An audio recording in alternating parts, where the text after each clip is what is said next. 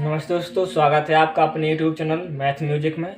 यह है basic lecture series का 10th लेक्चर है, जिसमें हम गुणज और गुणनखंड और गुणज में अंतर समझेंगे। आज पहले देखते हैं गुणज।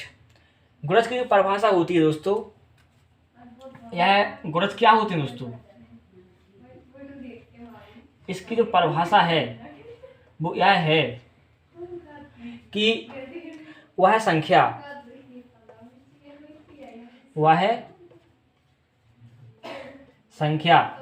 जिसके गुणनखंड क्या दोस्तों,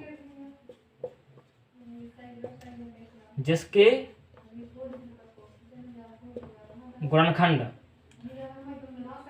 गुणनखंड उस संख्या से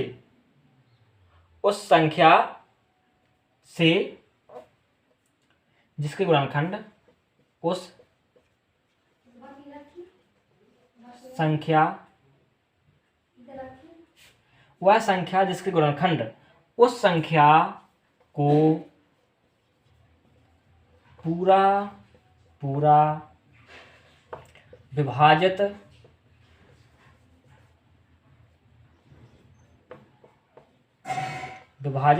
करते हैं, पूरा विभाजित करते हैं। पूरा क्या कहते हैं दोस्तों, विभाजित करते हैं। अब इस परिभाषा को गणित में समझते हैं कि वह संख्या जिसके गुणनखंड उस संख्या को पूरा विभाजित करते हैं वह क्या कहलाते हैं दोस्तों, गुणज कहलाते हैं। जैसे कि हम कहते हैं 2 के 5 गुणज लिखिए, या फिर गुणज हम कह सकते हैं दोस्तों पहाड़ा। किसी संख्या का जब गुणज निकालते हैं तो उसी के मल्टीपल में उसी के गुणज के रूप में गुणनखंड निकलते हैं, उसे हम गुणज कहते हैं। जैसे कि हम कहते हैं कोई 2 का गुणज निकालिए आप, या ऐसा बोलते हैं कि 2 और यह जो गुणज निकलते हैं उस संख्या से हमेशा ज़्यादा होते हैं या उसके बराबर होते हैं। गुणज जैसे कि 2 के हम कहते हैं 5 गुणज निकालिए, 2 के 5 गुणज कौन से होंगे, 2 एकम 2, 2 दूनी 4, 2 तिया 6, 2 चौका 8, 2 पंचे 10, 1 2 3 4 5। ये 2 के 5 गुणज हैं, इसे गुणज कहेंगे। जैसे कि अब 2 का भाग इसमें पूरा चला जाएगा, इस 2 का भाग इसमें पूरा चला जाएगा, इस 2 का भाग इसमें भी चला जाएगा, इसमें भी चला जाएगा और इसमें भी चला जाएगा। तो ये जितने भी मल्टीपल हैं इसके हैं, ये सारे के सारे जितने, या ऐसा कह सकते हैं जितने भी इसके गुणनखंड हैं वह दो संख्या है जो पूरी विभाजित कर देगी। वह संख्या जिसके गुणनखंड उस संख्या को पूरा विभाजित कर देते हैं। या ऐसा कह सकते हैं दोस्तों कि उस संख्या से, सॉरी यहाँ पर गलती हुई दोस्तों, उस संख्या से वह संख्या जिसके गुणनखंड उस संख्या से पूरा विभाजित करते हैं, या दोस्तों कर दें तो क्या होगी, वह गुणज कहलाएगी। जैसे कि वह संख्या जिसके गुणनखंड उस संख्या से पूरे विभाजित हो जाते हैं। जैसे कि जे गुणनखंड है, जे गुणनखंड इसको पूरा विभाजित कर देगा। जे 4 गुणनखंड है तो 4 भी इससे पूरा विभाजित हो जाएगा। 6 है, 6 भी 2 से पूरा विभाजित हो जाएगा। 6 शब्द पर ध्यान दीजिए दोस्तों। 8 है 2 गुणनखंड, ये 2 से विभाजित हो जाएगा। 10 भी 2 से विभाजित हो जाएगा। जैसे कि यदि हम 8 है, 2 का भाग 8 में लगा दें, 2 चौका 8, जब पूरा विभाजित हो गया दोस्तों, शेषफल 0 हो गया। इसी प्रकार से 2 जो है 10 को विभाजित कर देगा, 2 पंचा 10, कुछ नहीं बचेगा, शेषफल 0 बचेंगे। तो गुणज वह संख्या होती है दोस्तों जिसके गुणनखंड उस संख्या से पूरे विभाजित या पूरा विभाजित कर दें, जी गुणज कहलाएंगे। जैसे कि वह दोस्तों संख्या, और हमेशा जो गुणज होंगे वो संख्या से बराबर और उससे ज्यादा होंगे। जैसे कि यह संख्या उसके बराबर है और ये सारे उसके ज्यादा हैं। आगे देखते हैं। जैसे कि हम कहते हैं भाई 5 के 4 गुणज लिखिए, तो 5 के गुणज कौन कौन से दोस्तों, 5 स्वयं में 5 होगा, एक इसमें नहीं आएगा, इसमें एक नहीं आएगा, क्योंकि परिभाषा में ये कहा गया है कि वह संख्या होती है जिसके गुणनखंड उस संख्या से पूरे पूरे भाजित हो जाएं और जो गुणनखंड होंगे उस संख्या से बराबर या उस संख्या से ज़्यादा होंगे।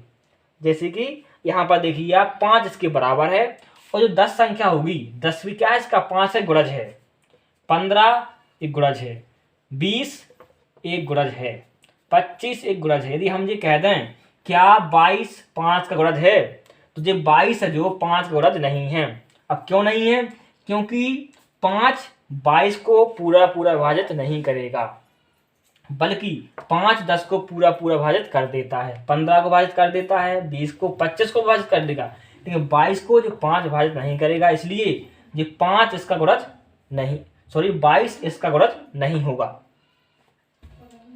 गुणज क्योंकि पूरे हमेशा पूरा कट जाता है। जी 1 2 3 4 5 इसके गुणज हो गए। छठवां गुणज क्या होगा दोस्तों? 30 हो जाएगा। सातवां गुणज दोस्तों क्या होगा? 35 हो। इस तरह से पहाड़ा के रूप में जाता है गुणज हमेशा। जो मल्टीपल होते हैं, मल्टीपल का मतलब ही यही है कि उस संख्या में ऐसे हम गुणा करते जाएं जिससे कि वह संख्या अपने गुणजों को या गुणनखंड को पूरा पूरा भाजित कर देती है। इसके लिए गुणज कहलाते हैं। कोई भी संख्या दोस्तों वो एक पहाड़ा के रूप में होती है। जैसे कि हम कह रहे हैं आप 16 के गुणज निकालिए, 16 कोई 3 गुणज लिखिए। कितने? 3 गुणज लिखिए 16 की। तो 16 का 16 हो जाएगा, 16 दूना 32 और 16 3 48, ये 3 इसके गुणज हो जाएंगे। अब देखिए दोस्तों 16 इसके बराबर है, 48 ज़्यादा है, तो इसके बराबर और अधिक होते हैं। 16 का भाग इसमें लगा दीजिए, कट जाएगा, 16 का इसमें लगा दीजिए और 16 का इसमें भाग लगा दीजिए, तो पूरा पूरा भाजित हो जाएगा, कोई शेषफल नहीं बचेगा। तो ये गुणज कहलाते हैं। अब देखते हैं दोस्तों गुणज और गुणनखंड में अंतर क्या होता है। अंतर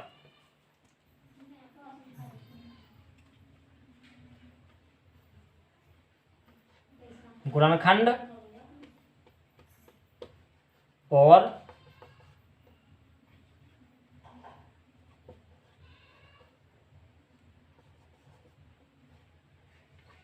गुणज में अंतर। Difference between multiple and factors. कैसे दोस्तों गुणनखंड में अंतर होगा जी? देखते हैं। इससे आप परिभाषा पर ध्यान दीजिए, परिभाषा पर ध्यान दीजिए तो यह वहीं से आपका अंतर समझ में आ जाएगा कि जो गुणनखंड की परिभाषा क्या थी दोस्तों।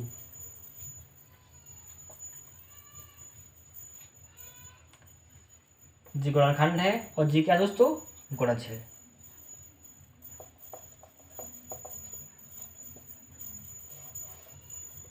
अब समझिए हमने गुणनखंड में क्या पढ़ा था।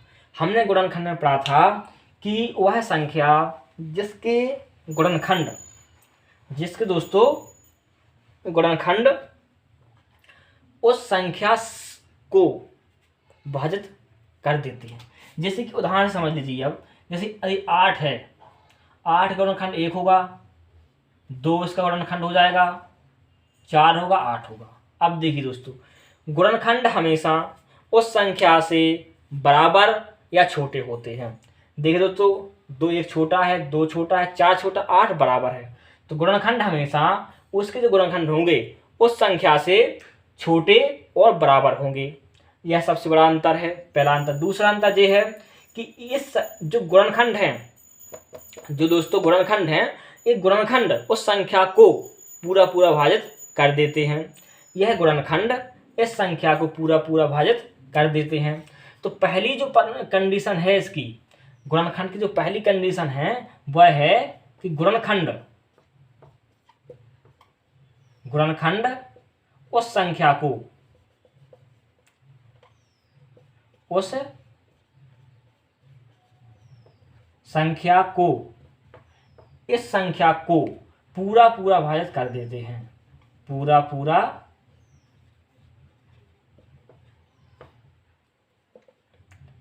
पूरा भाजित कर देते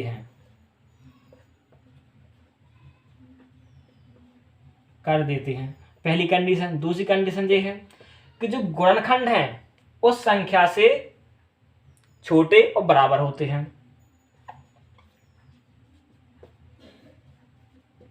गुणनखंड हमेशा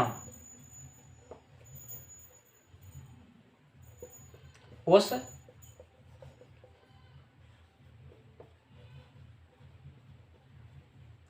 संख्या से छोटे या बराबर होते हैं।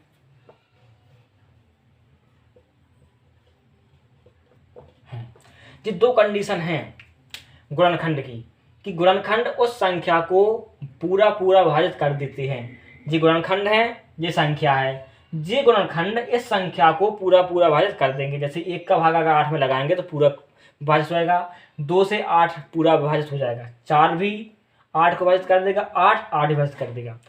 और दूसरी कंडीशन ये थी, गुणनखंड हमेशा उस संख्या से छोटे या बराबर होते हैं।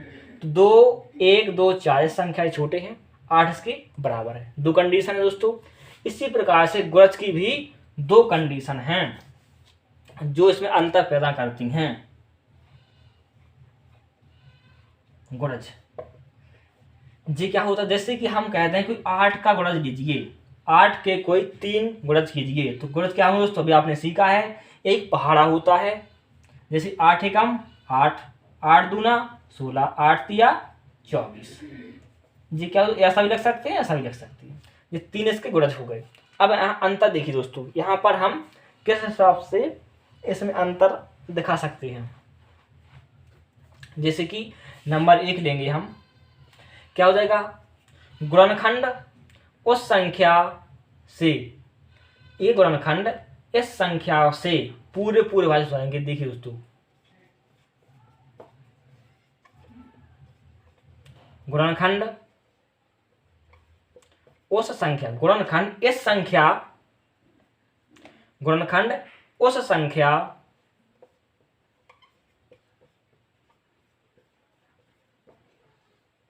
उस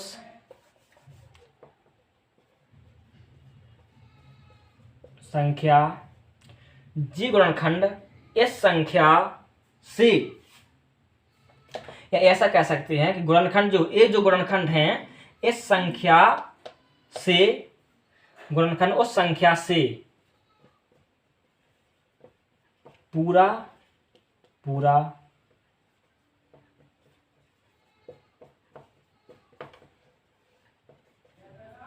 तो जी गुणनखंड है जो इस संख्या से पूरा पूरा विभाजित हो जाएगा, पूरा पूरा विभाजित हो जाता है। देखिए दोस्तों, परिभाषा के अनुसार देखते हैं। यह संख्या है, ये गुणनखंड है। तो गुणनखंड उस संख्या से, इस संख्या से पूरे पूरे विभाजित हो जाते हैं। जैसे कि अब इस संख्या को देख लीजिए आप, जी 8 है जो इस संख्या को पूरा विभाजित कर देगा, या ऐसा कह सकते हैं परिभाषा के अनुसार जो गुणनखंड हैं, ये जो गुणनखंड हैं इस संख्या से पूरे पूरे विभाजित हो जाएंगे। जैसे कि जी जो है, यदि हम इसका भाग लगा दें तो पूरा विभाजित हो जाएगा, यदि हम इसका वैसा भाग लगा दें तो पूरा विभाजित हो जाएगा, इसका ऐसा पूरा भाग लगा दें तो पूरा विभाजित हो जाएगा। जी यहाँ पर जाता है जी अंतर।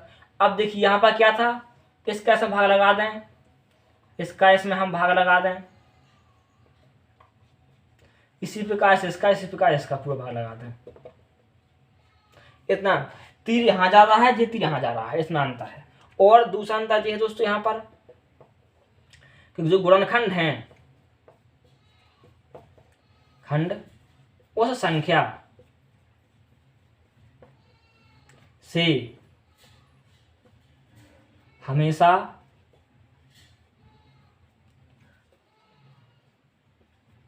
बड़ा या बराबर होता है।